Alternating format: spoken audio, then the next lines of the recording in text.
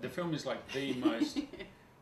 Refugees was the most violently debated issue of Australia for 5 years leading up to the release of our film. A government won an election based on creating fear of refugees, and the left and the right squared off and kind of slugged it out, and it was, it was bitter and long, and by the time we came out, there was just blood on the floor everywhere, and we walked right into the middle of it with a piece of light entertainment, which is based on a series of true stories, and basically were able to pull off, a remarkable feat. Well, yes and no, but I could have done it in Canada. Okay. And I could have done it in South Africa. Why is that? Well, because I think, as I say, I think all countries are racist. I think it's for years the powers to be have been controlling people with fear, and the best way to scare somebody is show them something they don't understand, or introduce somebody that's different. And for years, I don't know about Canada, but South Africa, well certainly South Africa, they scared the white population.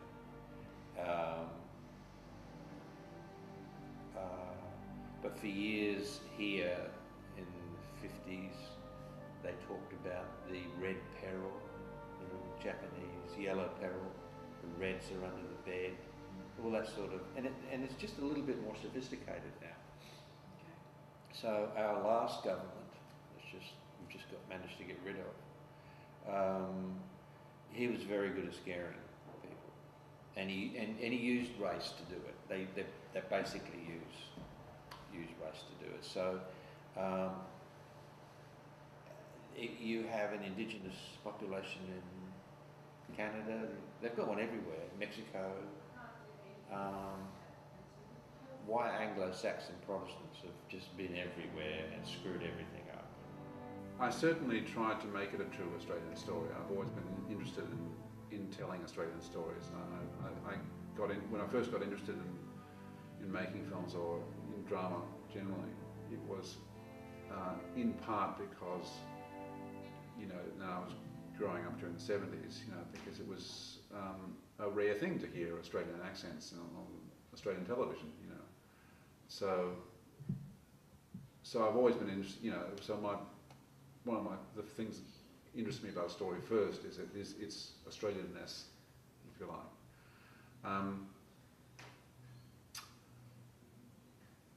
That said, it depends very much on, like the premise of the movie basically is two systems of law two systems of law applying in the same place at the same time to two different races. Now, I'm sure there are lots of places in the world where that applies, and in that sense, I would imagine that it would be possible to make a movie on that premise in many places in the world. No one else can tell Australian stories. I don't think the world might not be aware of all the Australian stories that have been told because we're not very good at releasing our films.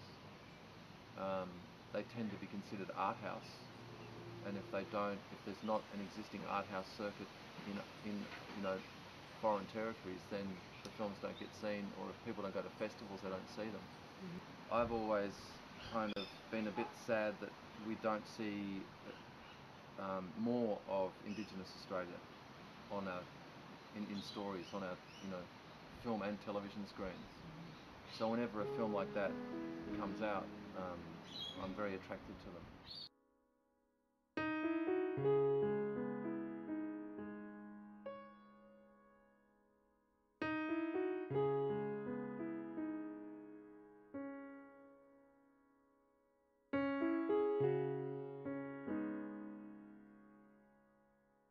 I think the message of the film, what I was trying to build in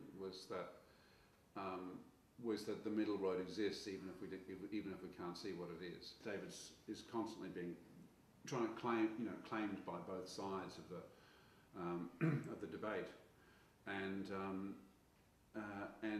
he's constantly looking for that middle road, And in the end, when he draws the line and says, okay, well, whatever Ray's done, I'm not going to let him die. He's really saying to Poppy, there are some values which transcend culture, and this is one of them. And therefore, there is a middle road. That's why he's saying, look, I'm just a fella, and a fella, an ordinary person, no matter who they are, will take the right road, and this is the right road. Every man in the film is having to communicate with another guy across a deficit or across a void of information. So our three leads, the Iraqi, Cambodian, and Indonesian guy, all have to communicate it to each other across a sort of a gap. The film is about how you can completely forget race and just look at it as a film about how guys deal with each other. Just that's it.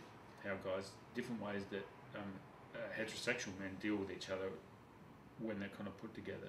Certainly for an Australian audience, when they first sit down, and perhaps the wider audience as well, they're saying here are the Iraqis and that they represent a whole lot of things, and here are the Cambodians and they represent things, and then the evil Indonesian, people smugglers, they represent something else. And throughout, over the course of the film, the ambition was to kind of break down all of those expectations, perceptions, stereotypes, and then you've just got three guys wandering through the desert. The fact that they need the bottle of water is why they stay together. So they are forced into a situation where they are relying on each other, and they're interacting with each other, and they're becoming mutually dependent on each other, which is, I guess, the sharpest point of the metaphor or allegory, or however you want to describe it, is that as world trade in particular burgeons, we are now reliant on the world and a globalised world in ways that we're not even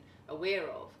So we're forced to deal with difference, and that's like these guys. They don't have a choice. They, through a whole series of circumstances, now they've ended up mutually dependent, and so all they can do at this point is negotiate through the difference and navigate through and over these cultural voids.